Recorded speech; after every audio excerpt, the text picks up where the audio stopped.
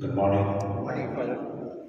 திருப்பலியானது மரித்த நிர்மலாவுடைய ஆன்மாக்காகவும் மற்றும் விசேஷ நோக்கத்துக்காக ஸ்டீவ் ஆரனுடைய எக்ஸாம் அப்படி நடத்துறதுக்காகவும் ஷான் மார்ஷலுடைய எக்ஸாம் அப்படி நடத்துறதுக்காகவும் இந்த திருப்பலி ஒழுக்கப்படுகின்றது. தந்தை மகன் தூயாவின் பேராலே நம் ஆண்டவராக இயேசு கிறிஸ்துவின் கடவுள் நண்போடு தூயாவின் நட்புறவு உங்கள் அனைவரோடு இருப்பதாக. சகோதர சகோதரி, நாம் தூய மனைவியோடு கொண்டாட நாம் தகுதி பெறும் ஒரு சின்ன பாவனை ஏற்றுக்கொள்வோம். எல்லா வகையிடமும்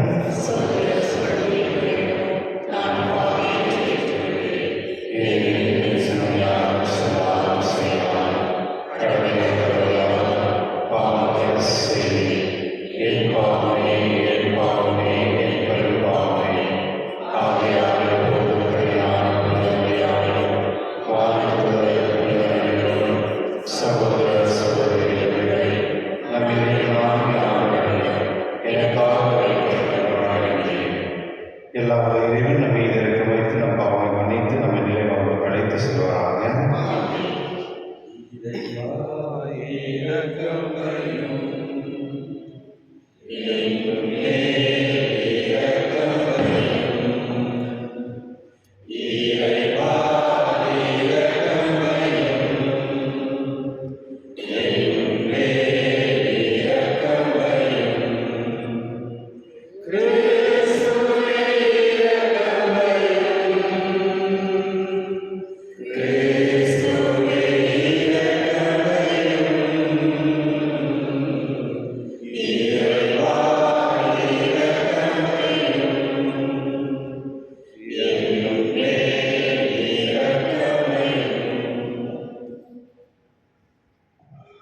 மன்றாடுவோமாக.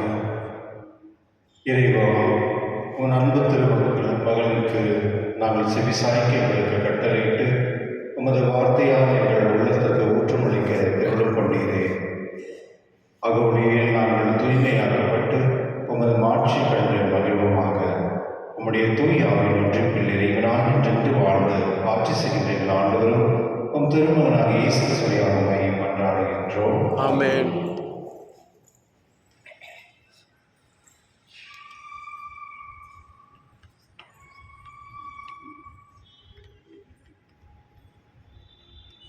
இறைவாக்கினர் எசையா நூலிலிருந்து வாசகம்.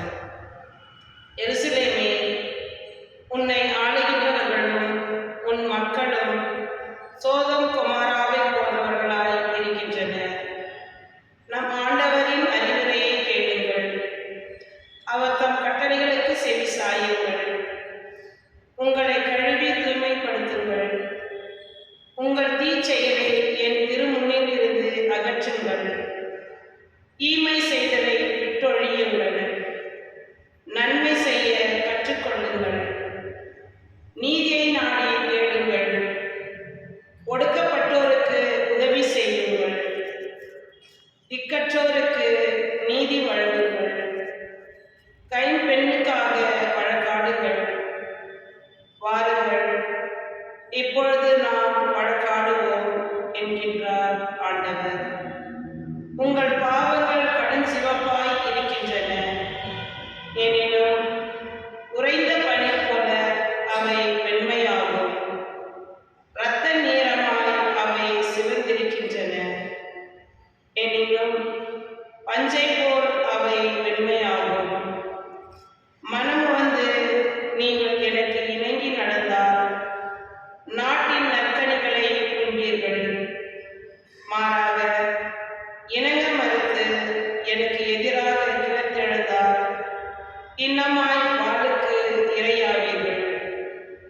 ஏனெனில் ஆண்டவர் தாமே இதை கூறுகின்றார். ஆண்டவரின் அருள்வாக்கு. இறைவாக்கு நன்றி. உங்கள் பதில். தம் வழியை செம்மைப்படுத்துவோர் கடவுளின் மீட்பை கண்டடைவர். தம் வழியை செம்மைப்படுத்துவோர் கடவுளின் மீட்பை கண்டடைவர். நீங்கள் கொண்டு வரும் பலிகளை முன்னிட்டு நான் உங்களை கண்டிக்கவில்லை. உங்கள் எரிபலிகள் எப்போதும் என் முன்னிலையில் உள்ளன.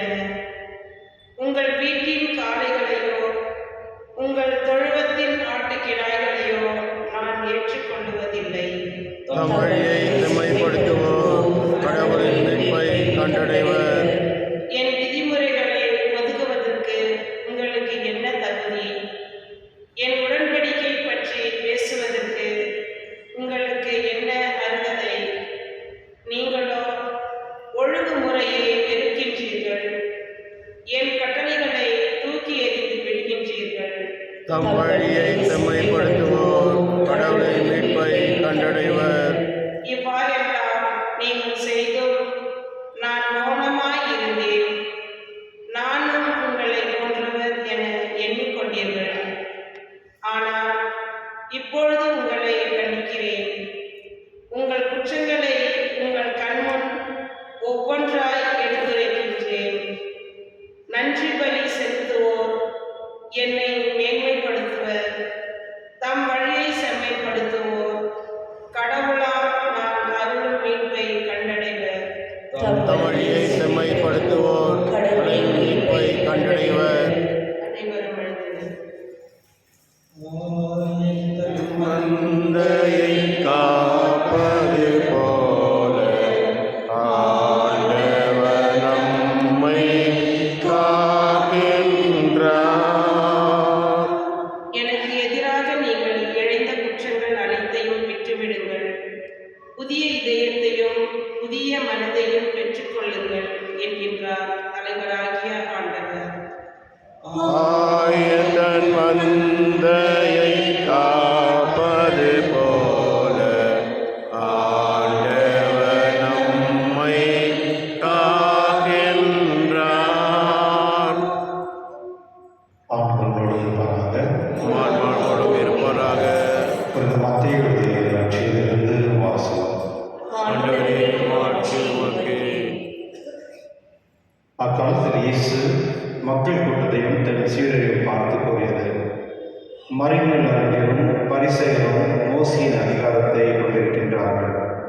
ஆகவே அவர்கள் என்னென்ன செய்யபடி உங்களிடம் சொல்கிறார்களோ அவற்றை எல்லாம் கடைப்பிடித்து நடந்து வாருங்கள். ஆனால் அவர்கள் செய்வது போல நீங்களும் செய்யாதீர்கள். ஏனெனில் அவர்கள் சொல்வார்கள், செயலில் காட்ட மாட்டார்கள். சுமத்துக்குரிய வலுவான சுமைகளை கட்டி மக்களின் தோளில் வைக்கின்றார்கள். ஆனால் அவர்கள் தங்கள் விரலால் தொட்டு அசைத்து கூட முன்வர மாட்டார்கள். தாங்கள் செய்வதெல்லாம் மக்கள் பார்க்க வேண்டும் என்றே அவர்கள் செய்கிறார்கள். தங்கள் மறைநூல் வாசற்பட்டிகளை அகலமாக்குகின்றார்கள். அங்கின் இடங்களை பெரிதாக்குகின்றார்கள்.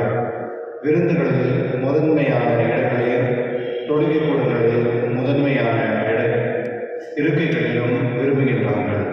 சந்தை வெளிகளில் மக்கள் தங்களுக்கு வணக்கம் செலுத்துவதையும் ரபி என அழைப்பதையும் விரும்புகின்றார்கள். ஆனால் நீங்கள் ரபி என அழைக்கப்பட வேண்டாம், ஏனெனில் உங்களுக்கு போதகர் ஒருவரே. நீங்கள் யாவரும் சகோதர சகோதரிகள். இம்மண்ணுலகில் உள்ள எவரையும் தந்தை என நீங்கள் அழைக்க வேண்டாம், ஏனெனில் உங்கள் தந்தை ஒருவரே, அவர் விண்ணுலகில் இருக்கின்றார். நீங்கள் ஆசிரியர் எனவும் அழைக்கப்பட வேண்டாம், ஏனெனில் கிறிஸ்து ஒருவரே உங்கள் ஆசிரியர். உங்களுக்கு பெரியவர் உங்களுக்கு தொண்டராக இருக்க வேண்டும். தம்மையே தாம் உயர்த்துகிறவர் எவரும் தாழ்த்த பெறுவர், தம்மை தாமே தாழ்த்துகிறவர் எவரும் உயர்த்த பெறுவர். ஆண்டவரின் அருள்வாக்கு. கிறிஸ்துவே உமக்கு புகழ். கிறிஸ்துவில் அன்பான சகோதர சகோதரிகளே, இந்த 40 நாட்கள் நம்ம பார்க்கும் பொழுது ஒரு நற்செய்தியும் அது வந்து ஒரு தேன் சாப்பிட்ற மாதிரி இருக்கும். அது ஒரு வார்த்தை நம்ம கேட்கும் பொழுது அது அவ்வளோ அழகான ஒரு நம்மளுக்கே மன தொடர்ச்சியாக இருக்கும்படி அந்த வார்த்தைகள், கடவுளுடைய சிந்தனை, கடவுளுடைய வார்த்தைகள் வந்து நம்மளுக்கு உயிர் கொடுக்குற மாதிரி இருக்குது. அதுபோலவே என்னுடைய நற்செய்தி நான் பார்க்கும் பொழுது ஆண்டவர் இயேசு வந்து சில விஷயங்களை வந்து சீடர்களுக்கு அழைத்து சொல்கிறார். அதாவது அந்த காலத்தில் இருந்த அறிஞரும் பரிசேயர்களும் பரிசேயர்களெல்லாம் வந்து கடவுள் கொடுத்த அந்த 10 கட்டளையை 613 கட்டளைகளை மாற்றி வச்சுருந்தாங்க. ஒரு கட்டளையை ஆட் பண்ணி அதாவது அந்த கட்டளைகளை வந்து மக்கள் வந்து ரொம்ப கஷ்டப்பட்டுருந்தாங்க. எப்படின்னா, ஞாயிற்றுக்கிழமையில் வந்து கடவுளுடைய கட்டளைப்படி 3வது கட்டளை, உன்னுடைய ஞாயிற்றுக்கிழமையில் வந்து நீ வந்து கடவுளுக்கு வந்து நீ அர்ப்பணம் பண்ண வேண்டும் அப்படின்றது கடவுளுடைய வார்த்தை. அதாவது நீ வந்து கடவுளுடைய வார்த்தை, கோயிலுக்கு போய் கடவுளுடைய வார்த்தை கேட்கணும் அப்படின்னு. ஆனால் இந்த பரிசர அறிஞர்கள் என்ன பண்ணியிருந்தாங்கன்னா, ஞாயிற்றுக்கிழமையில் நீங்கள் எந்த வேலையும் செய்யக்கூடாது அப்படின்னு. எந்த வேலையும் செய்யக்கூடாதுன்னா ஈவன் சாப்பிடவும் கூடாது. அந்த மாதிரி இப்போ சாப்பிடாத யாரும் வந்து காற்றுலேருந்து இருக்க முடியும். ஏதோ ஒரு நாள் பண்ணால் ஓகே, வாரம் எப்படி பண்ணிட்டு இருந்தாங்க. அதுபோல் இந்த பரிசர்கள் வந்து இந்த கட்டளைகளை வந்து மக்களுக்கு ரொம்ப கஷ்டம் கொடுக்குற மாதிரி அந்த கட்டளை மாற்றி வச்சுருந்தாங்க. ஆகியதான் ஆண்டவர் இயேசு வந்து அவர் சொல்லக்கூடிய விஷயங்கள் வந்து அந்த கட்டளைகளை அனுப்பி நீங்கள் கேளுங்கள், ஆனால் அவர் செய்வது போல நீங்கள் செய்ய வேண்டாம் அப்படின்னு சொல்கிறார். இப்பொழுது குருக்கள் வந்து பிஷப்ஸ் வந்து சில விஷயங்கள் உங்களுக்கு சொல்லுவாங்க.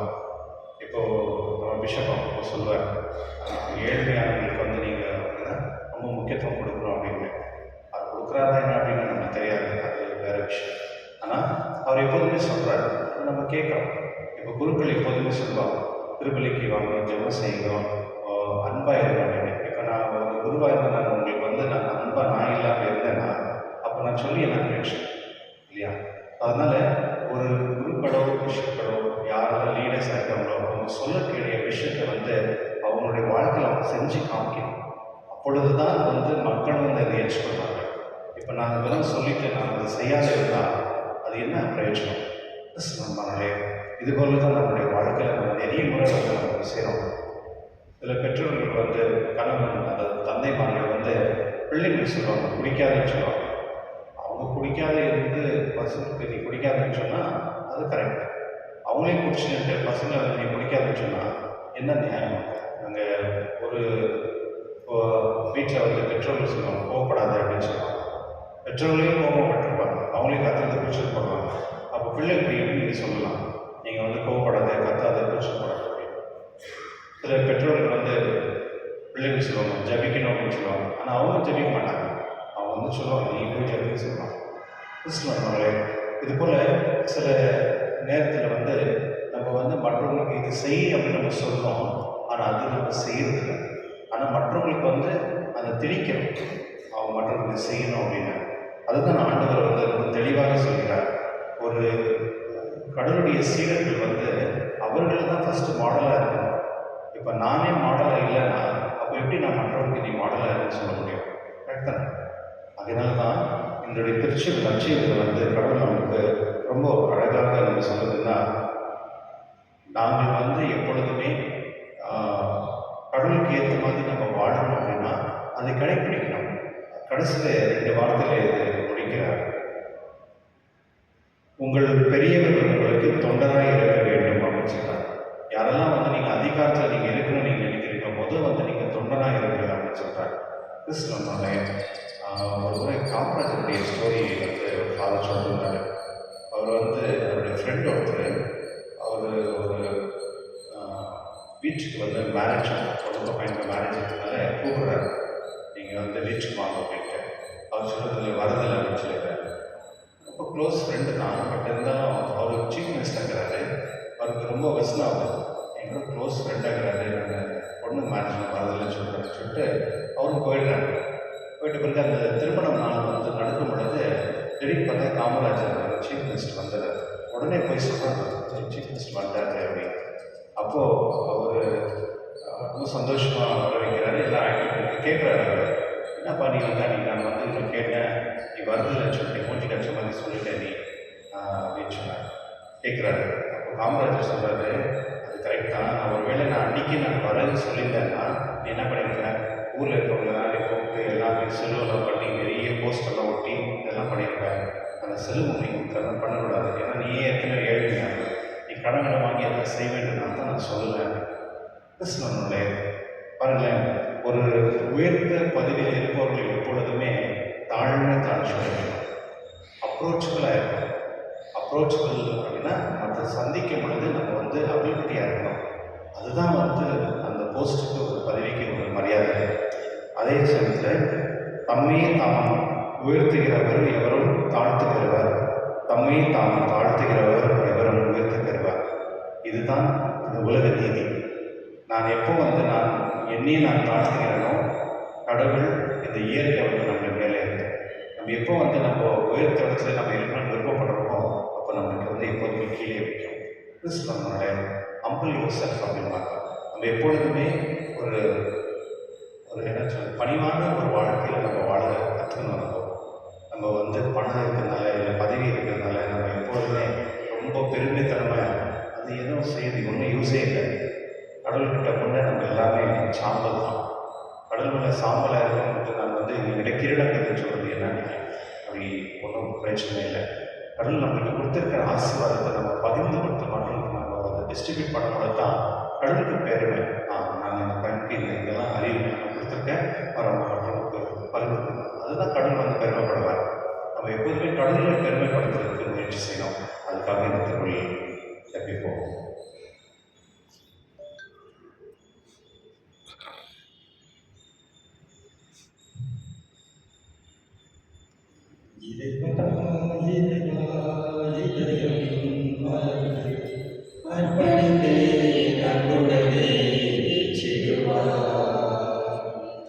இறைவா இறைவா இதயம் மலர்ந்து அர்ப்பணித்தே நன்குடனே ஏற்றிடுவார். என் வாழ்வில் நான் காணும் இன்பங்களும் மண் மீது எனைவாழ்வு துன்பங்களும், என் வாழ்வில் நான் காணும் இன்பங்களும் மண் மீது எனைவாழ்வு துன்பங்களும், நினைவோடு சொல்லும் பரிவான செயலும் அனைத்தையும் ஏற்றிடுவார். நினைவோடு சொல்லும் பணிவான செயலும் அனைத்தையும் ஏற்றிடுவார். இறைவா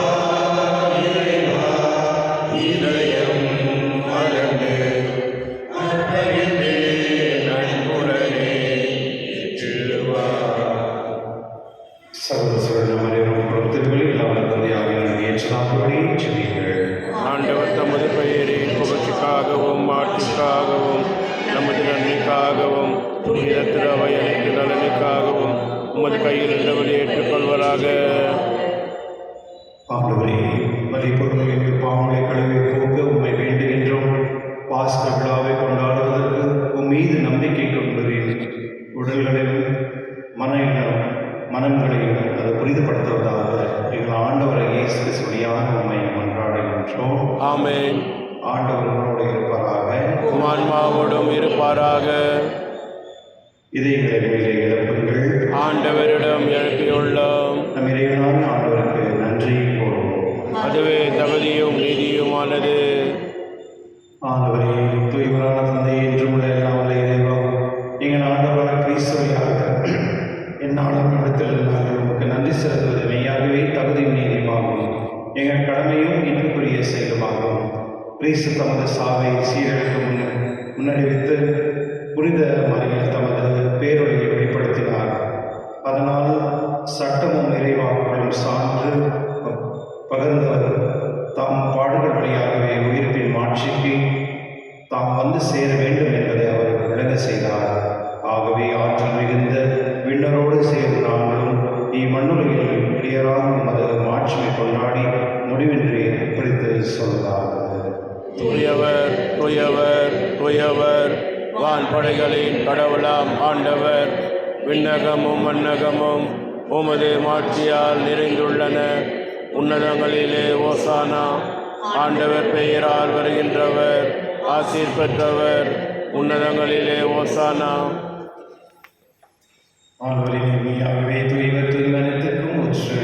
ஆகவே உடைய ஆவி பொழிந்தை காணிவிடத்தில் உலகம் இவ்வாறு எங்கள் ஆண்டவர் இயேசு கிறிஸ்து உடலும் ரத்தமாக இருப்பவை மாறுவதாக.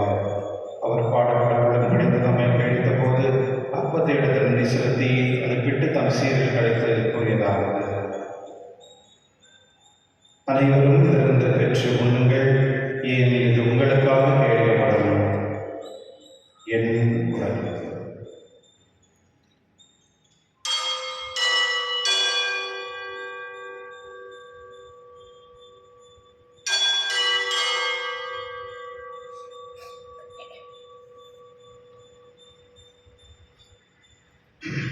அவன் நம்மை இரவிலிருந்து அருந்திய பின் கிண்ணத்தை எடுத்து மீண்டும் உமக்கு நன்றி கூறி தாம் சீரில் கடுத்தவர் கூறியதாக: அனைவரும் இதிலிருந்து பெற்று பருங்குகள், ஏனெனில் புதிய நிலையான உடன்படிக்கைக்கு உரிய இரத்தத்தின் கிண்ணம். இது பாவ மன்னிப்புக்கென்று உங்களுக்காக பலருக்காகவும் சொல்லப்படும். இதை நினைவாக செய்யுங்கள்.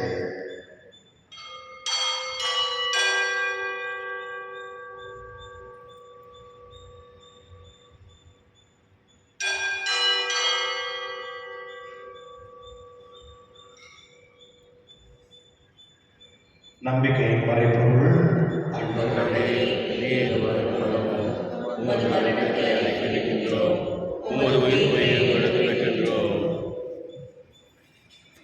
ஆகவே ஆண்டவரே, நாங்கள் கிறிஸ்துவின் இறப்பின் உயிர்ப்பின் நினைவு கூர்ந்து வாழ்த்தம் அப்பத்தை மீட்பளிக்கும் கிண்ணத்தை உமக்கு கொடுக்கின்றோம். உம் திருமணம் உமக்கு ஊழியம் புரிய தகுந்துள்ளதை எங்களை ஏற்றுக்கொண்டு எனவே உமக்கு நன்றி செலுத்துகின்றோம்.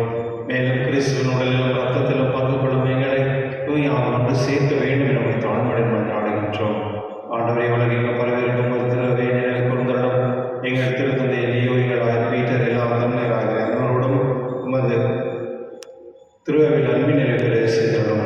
மேலும் உயிர்த்தொழும் எதிர்நோக்கும் தொழில் கொள்ளும் எங்கள் சகோதர சகோதரியும் இறந்தவரிடம் இரக்கத்துடன் நினைவு கூர்ந்து உமது திருமணொழியில் ஏற்றிடும். எங்கள் அனைவரும் மீதும் இரக்கமாயிரும்.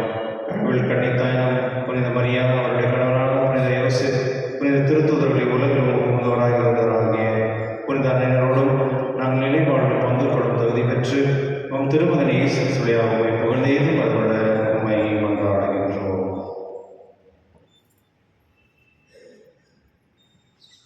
இவர் வழியாக இவரோடு இவரில் எல்லாம் உள்ள இறைவனாகிய தந்தையே, தூய ஆவியின் ஒன்றிப்பில் எல்லாம் புகழும் மாட்சியும் என்றென்றும் உமக்கு உரியதே.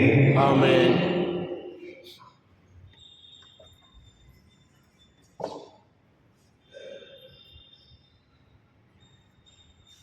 மீட்பரின் கட்டளையால் கற்பிக்கப்பட்டு எரிப்படிக்கலால் பயிற்சிப்படும் நாங்கள் இதை சொல்லுவோம். விண்ணுலகின்ற எங்கள் தந்தையே, உமது பெயர் தூயதென போற்று வருக.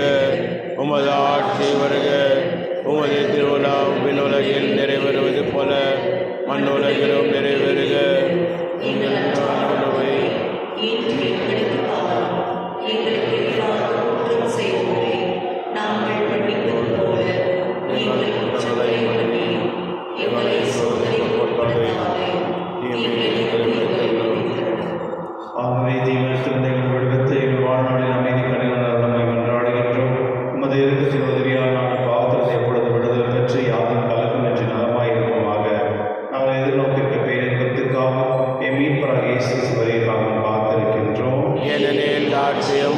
வல்லமையும் ஆட்சியும் என்றென்றும் உமது.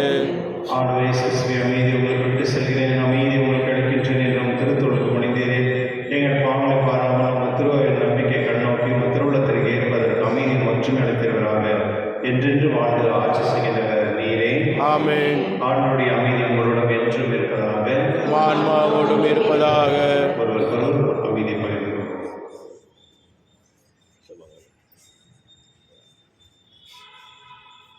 உலகின் பாவம் போக்கும் இறைவனின் செம்மறியே, எம்மேல் இரக்கம் வையும். உலகின் பாவம் போக்கும் இறைவனின் செம்மறியே, எம்மேல் இரக்கம் வையும். உலகின் பாவம் போக்கும் இறைவனின் செம்மறியே, எமக்கு அமைதியர்களும்.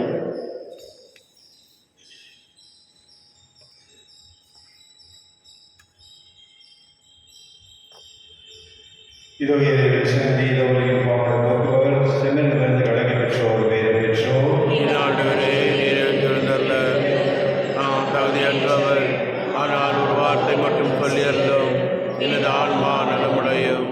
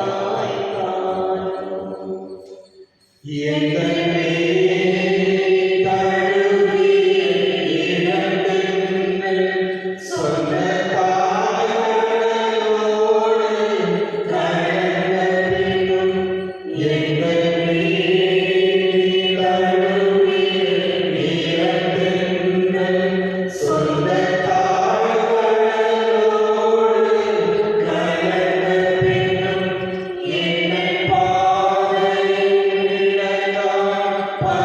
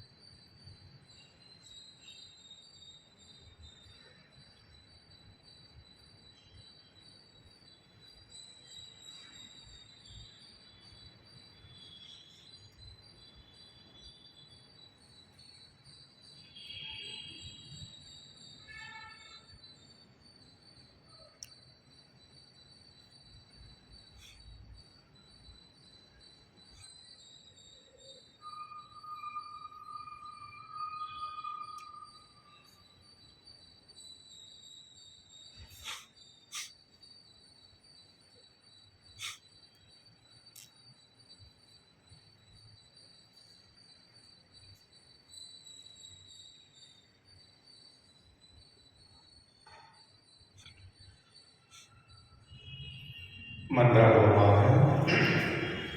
ஆண்டவரே, உலகில் வாழும் நாங்கள் ஏற்கனவே விண்ணுலக வாழ்வில் பங்கு பெற அருள் கூர்ந்தீர். மாட்சிக்கு உரிய மறு நிகழ்வுகளை பெற்றுக்கொண்ட நாங்கள் உமக்கு செலுத்தும் நிறை நன்றி ஏற்றுக்கொள்வதாக எங்கள் ஆண்டவர் இயேசு கிறிஸ்துவியாக உம்மை மன்றாடுகின்றோம். ஆமென். ஆண்டவரே, உம் மீது நம்பிக்கை கொண்டுள்ளவரை முடிவில்லாத ஆசையில் புனிதப்படுத்தி உம் ஒரே திருமகனின் நற்செய்தியை கடைபிடிக்க செய்திடணும். அதனால் அவர் தாம் திருத்தூதர்களுக்கு தம்மில் வெளிப்படுத்திய அந்த மாட்சி மீது அவர்கள் என்றும் ஆர்வம் கொள்ளவும் அதை மகிழ்வோடு வந்தடையும் தகுதி பெறுபவர்களாக எங்கள் ஆண்டவர் கிறிஸ்துவியாக உம்மை மன்றாடுகின்றோம். ஆமென். ஆண்டவர்களோடு இருப்பாராக, ஆன்மாவோடும் இருப்பாராக. எல்லா உலகிலும் தந்தை, மகன், தூய் ஆவியார் அனைவரையும் ஆசீர்வதிப்பாராக.